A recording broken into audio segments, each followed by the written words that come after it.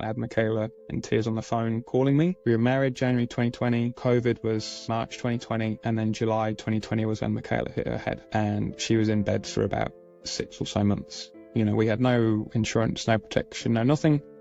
And that's how I honestly fell into this role as an insurance advisor, because I didn't want people having the same situation as we did. I just had a mental breakdown. Yeah, where are you from, good sir? Where am I from? I'm from England originally. So I was born in a place called Scunthorpe in the north of England and moved to New Zealand when I was about 11. So yeah, had no choice. Mum and dad wanted to come here. We'd never been here before. And now love the place. So yeah, New Zealand's home for me. A bit of a weird story I normally share with people is that the day of the earthquakes, that was our 5th anniversary in New Zealand. And that was also the day our passports ran out, in our British passports, so we were unable to kind of go back home. So kind of meant to be that we were meant to kind of stay here. So yeah, and we've always been in Christchurch. Our folks never visited New Zealand before we came here. They kind of got on the plane, sold everything, and came to the other side of the world. So yeah, that's kind of me, or that's kind of how I ended up in New Zealand and haven't really left. So love it. Yeah. Having no friends at 11 coming to a new place, was it easy? Or were you picked on? Were you the cool kid? Or were you No, I was the stubborn kid, I'd probably say. The kid that, hence why there's a bit of an accent still, maybe, ish. Yeah, frustrated definitely my parents, because not knowing why or what, and, being at that age where, or in England anyway, you're off to high school after year 6. So it was a massive time of change kind of anyway. But yeah, I just kind of got on with it. I enjoyed, I suppose, who I was as a person, and that probably helped, to be fair.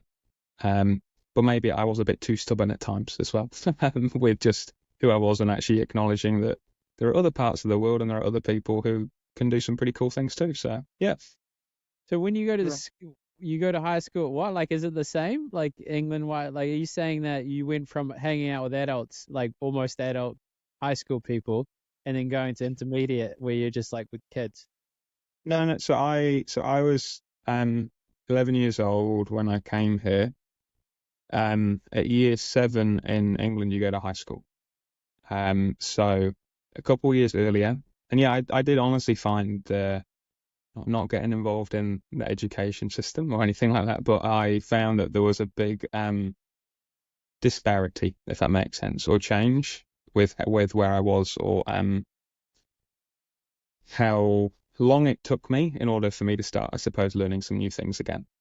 So yeah, You there was can a be bit a of that. politician. Yeah, I know You that. came back and it was backwards. Yeah, you just chill and wait and learn something. Yeah, Interesting. yeah, that was a bit down the line, but yeah, that's kind of how I found it. But again, there was positives from you could be a kid a bit longer. I mean, I honestly remember being stressed, incredibly stressed as a kid, with regards to trying to hit certain levels to get into certain schools and all those type of things. But yeah, that was how it was, I suppose. What was the dream before you had it crushed? Like, what were you going to be? Like a doctor and go to Oxford or whatever? What was your dream as a kid? Did you have one? Real random. I mean, well, being from England, of course, football's always on your mind, like, always dreamed of putting on the England shirt. However, there's a lot of people who can play football better than myself. Weirdly, at the age of 12, I emailed Williams Formula One team. I really wanted to be an engineer, back then. Of course, I got a rejection letter because I was 12. But that was just a random thing. How did you subject line it? Or how did you open it? Do you remember anything about the email? I can't. All I remember is saying, "Oh, how do I get a job? Basically, can I be the coffee person? Just a bit of everything." So yeah, I did that, and then didn't really ever know what the dream job was. I think that was kind of my issue, if I'm being honest. High school, did all of the classic subjects which you thought was the right things to do. What I mean by that is physics, calculus, bits and bobs, and then stumbled upon teaching, and then was a teacher for a period of time, enjoyed it, wanted to help people, and then stumbled upon this role that I'm in today. So yeah. What's it Yeah. like? So what kids were you teaching? What age? I was a primary school teacher. So again, that probably links back to not knowing necessarily what I wanted to do, was because you teach everything. So I always enjoyed math, science, PE, music. Like there was always niches of parts of everything. Which is probably why I never went down the high school route, which was always that is your subject and that is your speciality type thing. Which again, I agree with, but it was just something that I never really knew of what I wanted to do. So yeah. Okay, you could be a Yeah. part-time politician, I think. Yeah. You good at phrasing it. Make it. So Well, we're not gonna. as we said before, I'm calm on the surface, and then there's a lot going on. So I just want to know about the education system. But Yeah. what do you think about when you got all these unruly primary school kids or whatever, or why do you think substitute teachers get picked on? What's your top tips for substitute teachers coming into a new school and they're just the primary school kids are just gonna be unruly? I don't know. What's the inside scoop? I think if we knew that question, we would be all right, wouldn't we? My one is being firm and fair. Is I genuinely think that that's actually, when you walk into a classroom, it's to be respectful to everybody in that room, and that they also know that you're a teacher, you're a human too. I think that that's kind of the key when teaching, no matter what. And maybe that was different, and maybe for myself, because I was a bit younger, maybe because I had the energy, if that made sense, to go into classrooms and to give a bit more time and give a bit more energy. And I totally get teachers who have been in it for a long period of time that are exhausted, because there's a lot more now, I think, in that system than what there necessarily was. So that's kind of what I envisage, or when I have ever relieved at random schools, it's kind of just going in with a fresh perspective, but also you're the adult in the room, not being walked over, respectful, and making sure that people know that actually you're a professional. So yeah, that's kind of how I see it. Did you ever think of like punishment and reward and like how to incentivize certain behaviors and like like your first day, do you come in, you ignore everyone and then you write your name on the thing? Like what do you do? How do you think about like getting the best out of the kids? Well, when I was full-time teaching, that was dependent on the child, if that made sense, because you had kids from all walks of life, backgrounds or whatever. So and I suppose segue with insurance is the same type of thing. You actually have to get to know the person before you can either trust that person or develop a relationship and make sure that they go, yep, you're the person who you want to link to or work with. That's kind of my biggest take, because taught some incredible students, but also that took a long time to form that relationship. It wasn't a case of a 30-minute phone conversation, for them to trust you. It was more of a case of actually understanding that person. So I suppose that's when you're talking about rewards in the class, or you're talking about consequence, there has to be a baseline in a classroom. And maybe for some students, the line moves slightly, if that makes sense. But that's based on your judgment, or you kind of know where things are. Yeah, it's a really good question, because I suppose there has to be the line at some point. Yeah. There's something that starts with P. I can't remember. It was a study they did with teachers, just like the paleo effect or something, and that's not the right word. But they would tell the teacher, hey, this student got really good results when they didn't. And then that student started getting really good results because the perception of the teacher thought that they were going to do well, and that sub-communicated and they reinforced it. Yeah. Did you ever try to be conscious? Like there's always this naughty kid or this kid that's going through a lot at home. How do you navigate that sort of, we will move to insurance, don't worry. But No, you're fine. You're all right. That was, you're right when you're saying positivity, because again, this is a little bit, I'm being very generic.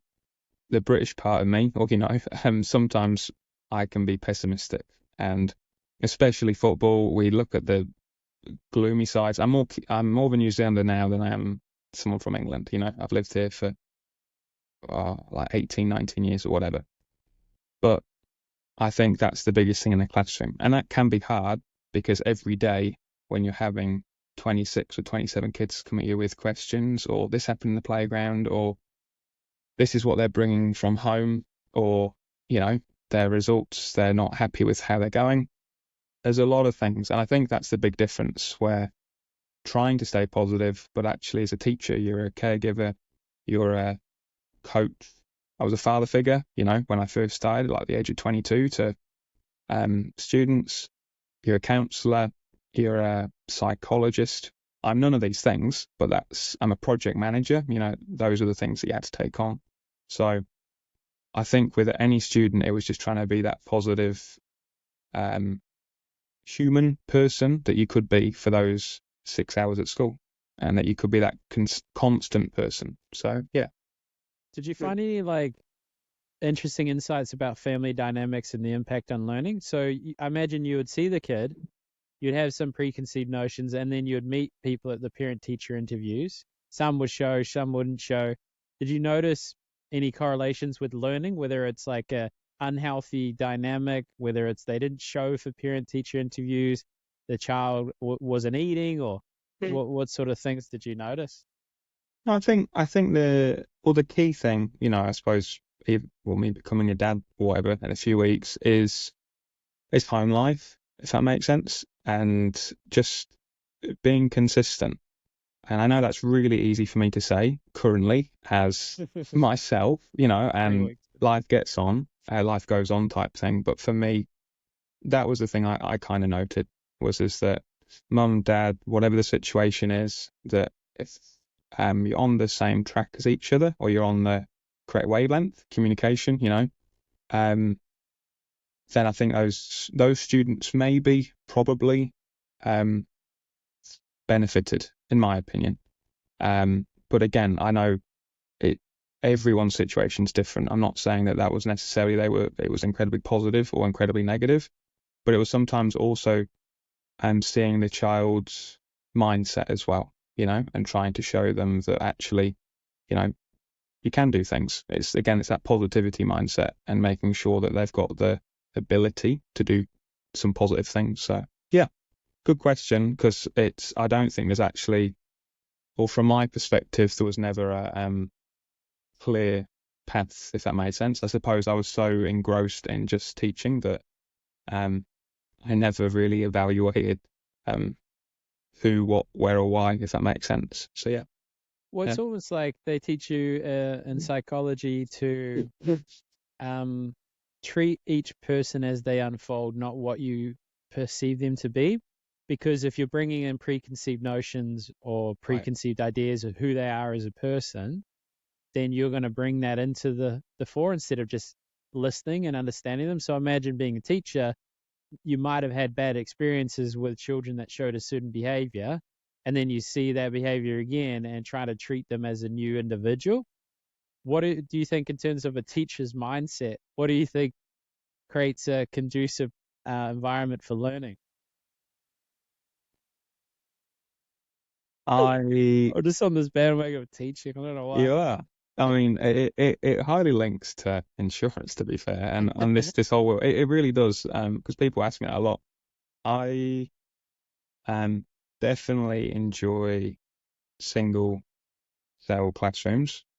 So what I mean by that is not modern open plan learning. That's my own personal opinion again. And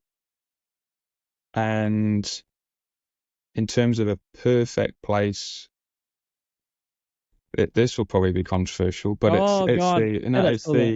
it's having something which is kind of streamlined, if that makes sense. Every kid has different needs, learning needs, no matter where they are, but it's having something to also help the teachers, I would say. I think the curriculum's vast and huge and wide open, if that makes sense. And I think just streamlining a few things to try and help that really would help teachers as well as students. Yeah, and the reason why I'm saying about the modern learning thing is I think because kids can get lost, because when you have, say, 4 teachers looking after 80 students, that's just a huge amount. Is that what in my open opinion. plan is? You just have a whole lot of teachers and a whole lot of students in a room, and you like try to play tag or whatever. No, Is that my one? no, not What is it? necessarily. Again, I can't comment on that because it depends on what school. Because like I've been in modern learning spaces where you have four teachers with different home sections, if that makes sense. But then they might all come together, learn a subject, go off into their own 20, 22, 25 groups or whatever. But it's incredibly noisy, or can be noisy, because you've got four classes effectively in the same kind of space, or maybe around the corner. So, if like you're looking at like your home there now, imagine that wall's not there. Around the corner, you've got like another class of a lot of people talking. So it can become quite distracting. Yeah, we For got a kids. workshop next Yeah, door, and they're working on car drilling right now, so it's very yeah, distracting. So yeah, yeah, I didn't shut the door, but we'll yeah, roll with it. yeah. Um, so they had the open plan where you have everyone together and it's chaotic, and then I guess the one you're advocating for is like where you just you and your students. Yeah, I mean, that was a positive for me. Another good one was where you kind of have two classes next to each other.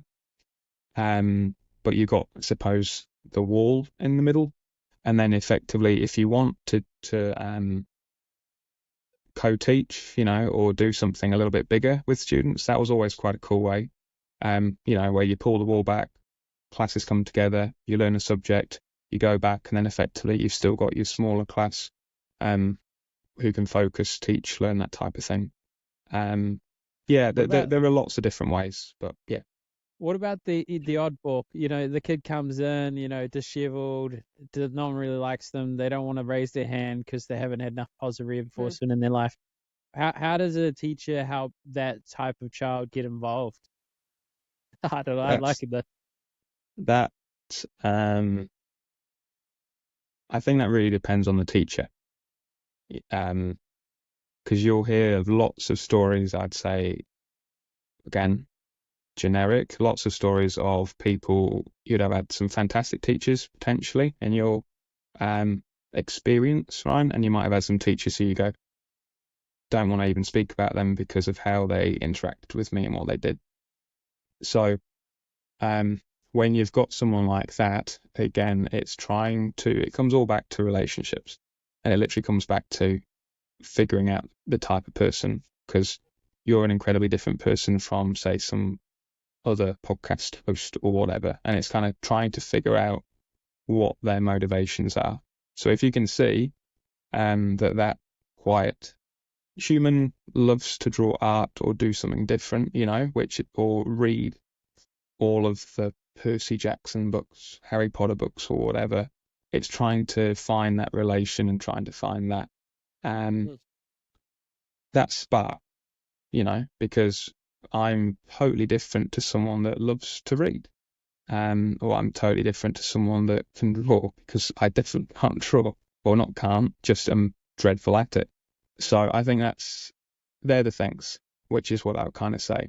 Is that, yeah, it's just always finding there's always a little spark in somebody, but it's just trying to find it, or it's how much the teacher puts that time into it, because it can be an exhausting role, and when you're trying to figure all of that out, that kind of can become quite full on. So yeah, So yeah. let's say you came into a class and it was a classroom of yous, and your task was to find out what your spark is.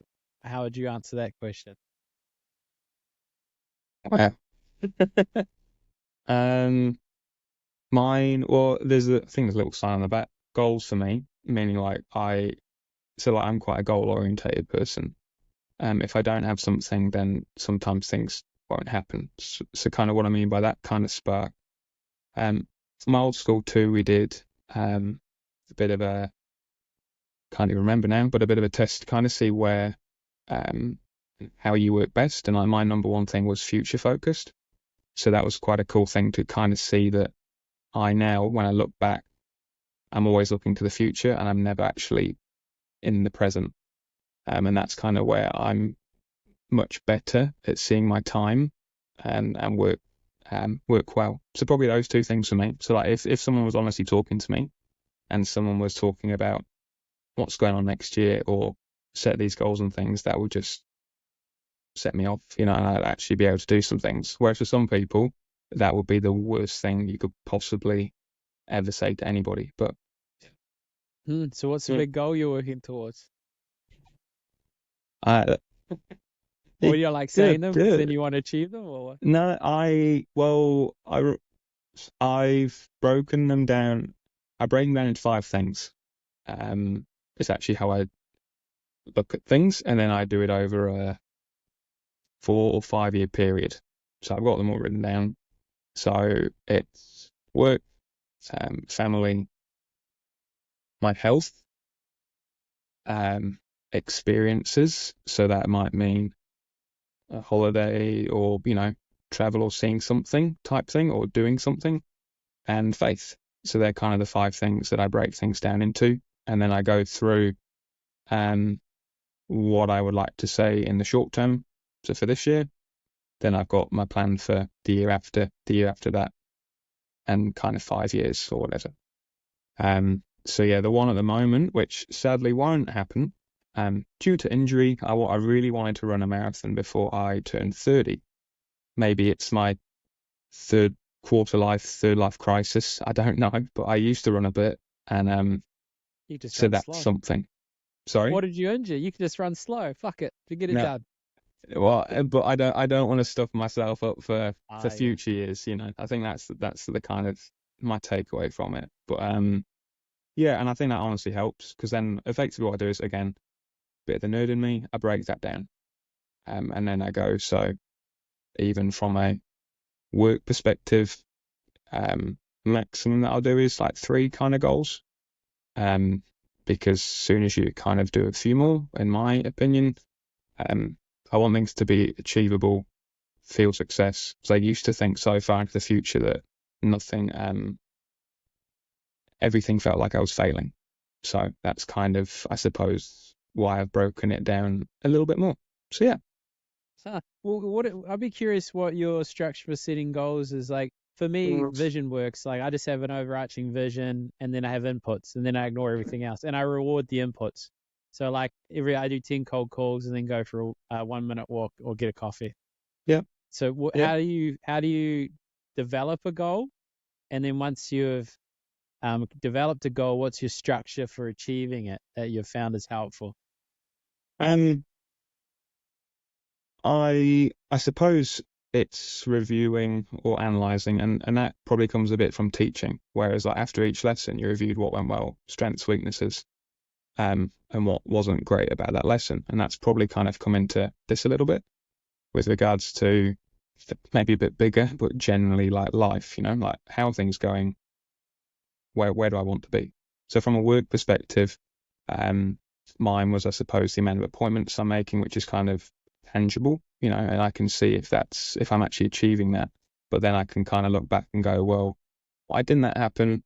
Or what was great about that phone call? What was great about that chat? So that for me is reviewed weekly. That's kind of how I do it, where I'll see what's gone on. But even after that phone call or that conversation, if things haven't, it's making that note of going, maybe I should have tweaked this, or maybe this should have been changed. Or actually, that went really well, and why did it go well? So yeah, that's kind of how I will break things down, from being so big to kind of minute, I suppose.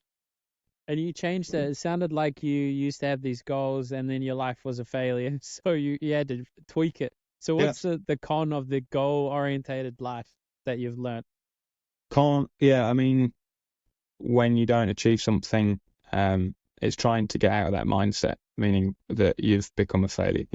Like with the whole marathon thing, I've looked at it and gone, actually, I've learned a lot over the past 9 months of training and, going through things. But actually, this is going to sound real cheesy, and it's not meant to, but like sometimes that journey or that path has actually taught me more than probably what the end goal would have taught me. And that's something where I was guilty of, where I just sometimes thought that owning a home, that was the that was the dream, or that was the thing, or having a family, lots of different parts was actually what, when I look back, when I actually stop worrying about the future, it's actually been the parts to get me there that I've probably learned the most. And I think that's been quite interesting. So yeah. Nice. Yeah. Yeah. I find I make myself the goal.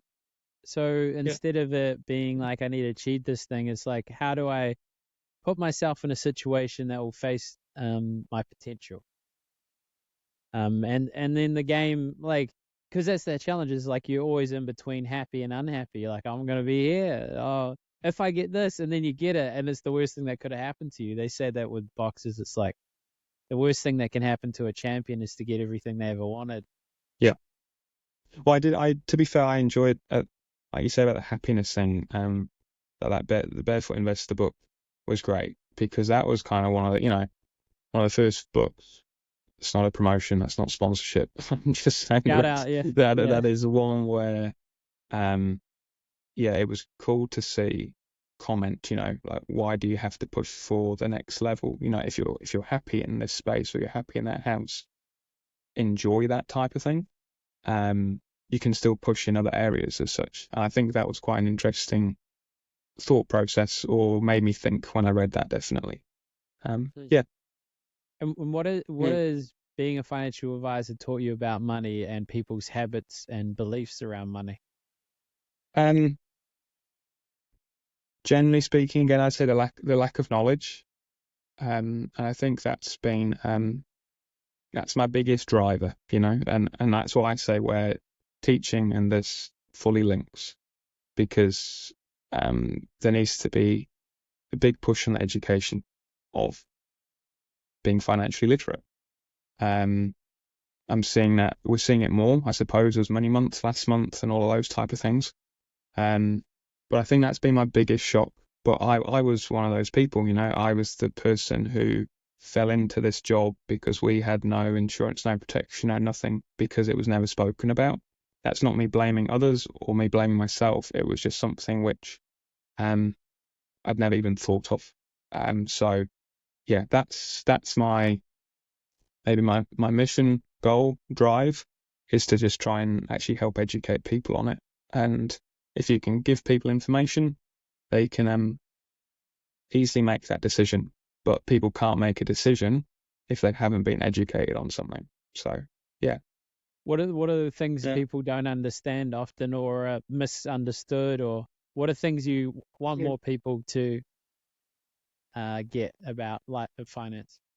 Well, I think the main thing is making it an open conversation, if that makes sense, especially with kids. So like when I still go into schools, I still teach financial literacy at the moment, to students, to staff, to the community. But it's trying to get even the kids to just acknowledge, hey, mum, dad, whoever looks after you, what do we earn? What are our expenses? What's a need? What's a want? You know, how much is our mortgage repayments? How much is our rent? And just trying to actually make it a normal conversation rather than something that can be pushed to the background. Same with insurance. I suppose the biggest thing with the whole risk life perspective is that it's seen as the extra, not seen as the priority. That's in my opinion, or that's kind of how I see it. Maybe for some people they go, yeah, that's the first thing I need. But my biggest thing is trying to educate people on, we insure a car, we insure a house, we insure everything else, but we should really look after ourselves. And normally when things get tight, cost of living crisis, when we hear those type of things, that's the first thing to go. Whereas actually it's trying to make it a normalized thing and making it part of your budget. And other things, in my opinion, should go first, like subscriptions or whatever you're doing. So it's that type of thing that I'm just wanting it to be a normalized chat rather than it seen as a bit of a scary thing, because you're talking about injury, life, death, those type of things. So yeah. How do you navigate? Because that's a skill. The ability for someone to acknowledge their own mortality, or that something could go wrong. That's It's Yeah. kind of the opposite of positivity as a teacher. Yeah. So how do you go about helping people face the realities of life? But I think that comes back to the whole relationship piece, if that makes sense, because it is a part of life, and it's showing, guiding, teaching, educating that person, people, couple, whoever it is, on the importance of things, and that people are growing up adults, they can make their own decisions. So as long as they've got the information, things can be made. So I suppose that's my take on it, is that if people have the information, if you have a positive relationship with someone that's genuine, that's actually there for the right reasons, and that you want that conversation, then people can tell that. I think that's the biggest thing, because you're right, it is a negative conversation, but it can be a positive conversation, because effectively it's looking after plan B and making sure you've got things. So yeah, that's my take on it. But I wish it was an easy chat, but it's not. See it. Yeah. And what do you think about, like, I know a guy who's to us, he's like, how would you be financially impacted if one of you ended up disabled? How long could you last? Like, like on one hand, you can ask the questions that paint the picture, or you can describe the picture with stories. What do you think? Do you ever go the route of, hey, this could happen, or just these are the products, this is why you use them? What's sort of your approach? Well, honestly, the one that I will always share is my wife's story, which I'll quickly share here. I suppose is Michaela. Hit her head, amazing netball player, and she was in bed for about 6 or so months. We had no insurance, no protection, no nothing. And that's how I honestly fell into this role as an insurance advisor, because I didn't want people having the same situation as we did. And I know we joked before, you push record about being a swan, calm on the surface and just not knowing what's going on. And that was honestly how I was feeling when we didn't have that protection or cover or anything. Because what happened was we were married January 2020, COVID was March 2020, and then July 2020 was when Michaela hit her head. So that just a bit of a trifecta with a lot going on. And I share that story not to scare people, but just to share that without us even knowing, things just change instantly. Blink of an eye is the term that I use. And yeah, it wasn't nice when I had that phone call, when I had Michaela in tears on the phone calling me, saying what had happened. And then, yeah, it's that I just don't want anybody else to have that feeling of what I felt with that phone call and what we kind of went through. So that's what I share, not to scare, but to educate, is honestly how I see it. So yeah. Well, so how do people understand the reality of that? Because, like, everyone's chilling, I'll get the sickness benefit or whatever. Like, if you've got two incomes, you might not even qualify for that. And then I guess you had a house and a mortgage, or Yeah, we you're did. about, so you had a Yeah. mortgage, one income, teacher's income. Yeah. Was she had an income before that, or is it just? So Michaela was a teacher too. Her Yeah, so school, you lost an income. Yeah. her school was terrific, incredible. So yeah, we did get ACC. We had part of that. Oh, Of yeah. course, that was good. I'm not discrediting that. However, with regards to paying for her glasses, which would have probably sped up her recovery hugely, we couldn't. Getting in front of people quicker, from probably a private medical perspective, having some money from a cash flow perspective to make that happen. We just had none of that, and we were barely breathing, treading water, I suppose, for that period of time. And yeah, incredibly thankful, lucky that we somehow made it through. Fortunate that we have family in and around North Canterbury, Christchurch. But yeah, it's one of those ones where you just don't know. And it was kind of a weird topic because no one had ever really approached it with us. So yeah. Yeah, and you imagine if it was an illness, because cancer takes 4 to 6 months to recover. So suddenly her income's gone and you can't even qualify for the sickness benefit, and you want to give her the best care. Maybe she wants non-pharmac funded drugs that Yep. cost $100,000 or $60,000 for one sesh. Yeah. It gets bleak. Have you had a claim yet, or a story that moved you, or what sort of? No, one that I've been allowed to share, so it's not a claim or not something, but it's someone who allowed me to share this story. Basically, their best mate, they just bought a house or to 40s or 50s, and effectively they wanted to buy a new house because they wanted to be in a bigger place. So mortgage repayments shot up, interest, when they kind of got the house. Then effectively what happened was, in order to do that, they went, okay, I'll remove my life insurance, my risk insurance, my trauma insurance.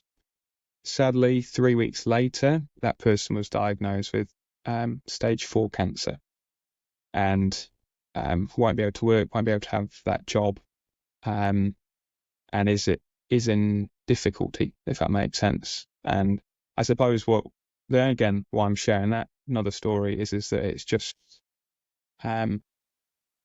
scary, and it's one of those ones where the importance of that type of cover. So no, yeah.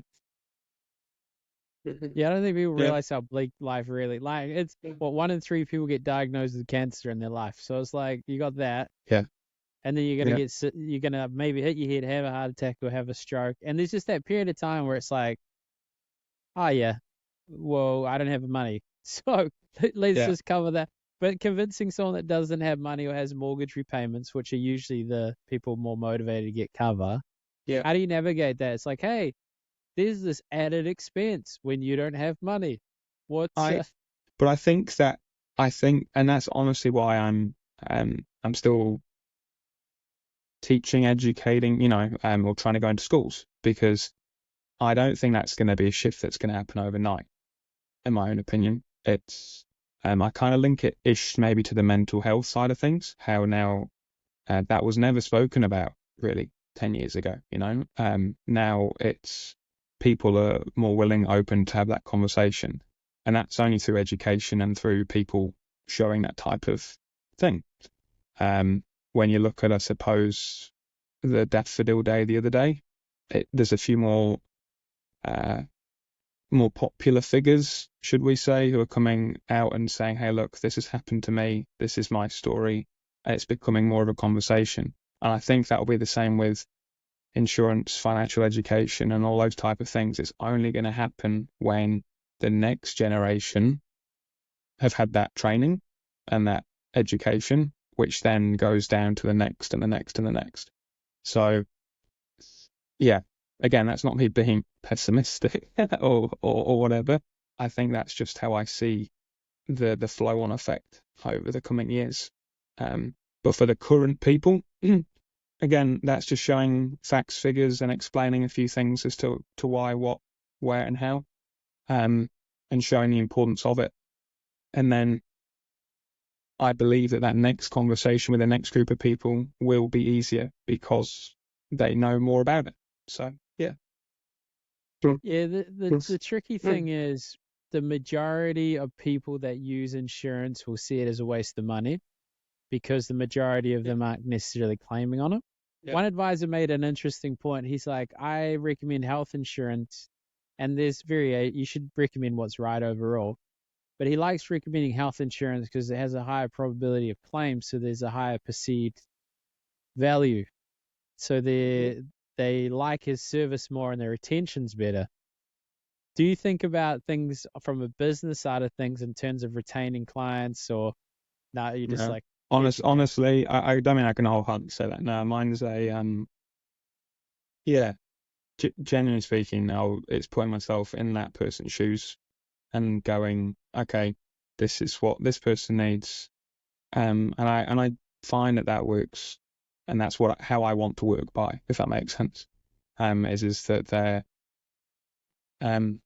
that they know whatever advice has been offered is because that's their current needs or for their current situation, and giving them options, because sometimes the dream option isn't the option which they can have, But we can kind of rejig things so that there is options there for them.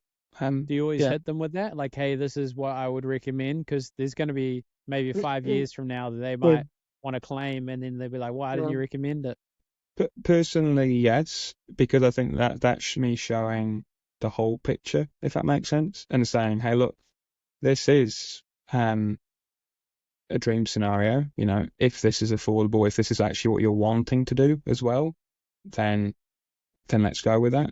But for some people, or I'd say 60-70%, that's not necessarily possible, or for the people I'm speaking with.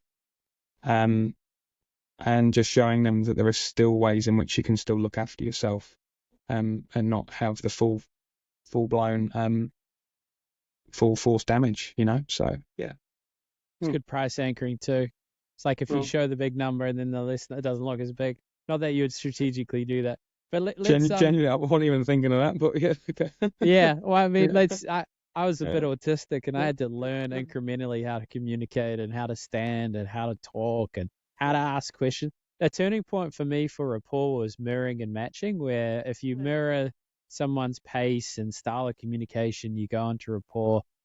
That was a turning point for me when I was Yeah. doing like door to door and like stopping people in the streets and stuff. But let's think strategically quickly. What has helped you in terms of acquisition, and what's your plan in the future? That's a great question too. I currently speaking, so in 20s, late 20s or whatever. So I feel like a good conversation piece has been KiwiSaver with a lot of people, because it's, as you said before, it's tangible. You know, life insurance is seen as a cost, whereas KiwiSaver is seen as tangible. So for me, that's been kind of a key area of speaking with people in my own age demographic as such, and people are willing and open to talk about that, which normally leads into the big picture of everything else. Um, it's not intentional as such, but it's a way in which people are happier to talk about things rather than going in, as you say, the negative, hard-hitting life and death life insurance. It's actually, well, there's a big win with regards to you. Hopefully they may have bought their first time, or they might be having that goal and that aim to buy their first time. So again, it's that ongoing relationship. It comes back to a bit of the teaching side of things too, that if you're helping them with that, guiding them on the path, and then having that chat, then in my opinion, they will want to work with you because you've got their best intentions for everything coverage wise. So that's kind of, I suppose, an area I've looked at definitely this year, and an area which is working quite well for myself. So yeah, in terms of future plans, I definitely see myself in this role, and I never thought I'd say. And I suppose that's from the teaching, fundraising, other backgrounds, you know. But I see myself in it because there's a massive space that people need to be educated on it. And I think with the teaching background and with this, it's a combination where I can go and reach a lot of people. Doesn't necessarily mean there's going to be a lot of policies or a lot of clients with myself, but for myself, knowing that I can have a big outreach to at least try and have that thing of, oh yeah, Mr. Sutcliffe, Mr. S, Adam, whatever, mentioned that to me when I was in year 7. You know, I'm actually going to implement that now that I've left primary school, high school, or whatever. So yeah, I don't actually know where the future is with this type of job, but I just want to have a consistent stream of people, that consistent trust and that consistent flow of people effectively before I kind of make what I want to do next. So yeah. It's interesting. The same concepts work with marketing and sales. It's all trust. There's this guy who did like a few decade analysis of the ads that he did, and the ads, 80% of the ads that were most successful were proof ads. Yeah. And the proof was either a testimonial or a demonstration of skill. Yeah. So it's quite interesting. Like if you think about KiwiSaver is a thing that a lot of the people have, maybe everyone, most people. Yeah, I think it's And 3.3. I was just at a conference today. 3.3 million Kiwis have it, yeah, which is the majority when you're talking kids and retirees. So yeah, makes sense. And there's a lot of misunderstanding and not knowing the implications, but what it does is when you help them with that, they perceive the next step as more likely for you to achieve it. But I think from talking to a lot of insurance advisors, the biggest barrier to overcome is that you have their best interest at heart, because the branding is all wrong. Yep. The branding is associated. They'll just sell me anything. It's a rip off. It doesn't pay out. Yeah. So what's your take on people that say insurance is a scam? My take on it, you're helping my political career on there. My take on it is that I am not there to, no, sorry, I am there to make sure that you are being fully helped. And if, with regards to any policy wordings or that type of thing, if you're entitled to that, I will help you hold your hand and make sure that process is formed or happened, if that makes sense. I understand some parts of the negativity towards things, in the past, with regards to that. But it's whoever you are as a person. That's my big take on it. Is that if you're wanting to help that person and you're explaining things thoroughly, then when it comes to that time that they can see that, which I know is a massive kind of long-winded way of saying it, but this industry is all about people and it's all about trust. And as long as the insurance companies have that trust again, or show that trust, or show what they're doing, and as long as advisors show trust, show actual relationships, and show a genuine connection and understanding for people, then it will be a profession that thousands of people would want to be involved in my opinion, because you're wanting what's best for the person, and you're actually making a massive impact on their lives at pretty negative times. You can be the person there to help. So yeah, that's kind of my take on it. Yeah, I almost think any new advisor should just follow someone around and do claims with them. Yeah. Just initially. Yeah. But with investment, it's easy to believe, because it's like, hey, this person wants a clear direction in their life and a way to achieve their dreams, and you can help them do it. Yeah. I mean, that's pretty cool. The hard thing is getting clients and then being remunerated for it with investment. With insurance, it's okay. You can survive, but then no one wants to talk to you. Yes. But it's a beautiful ballot. But on that note, you've done your first podcast, mate. So thanks for coming on. Thank you. I appreciate your time.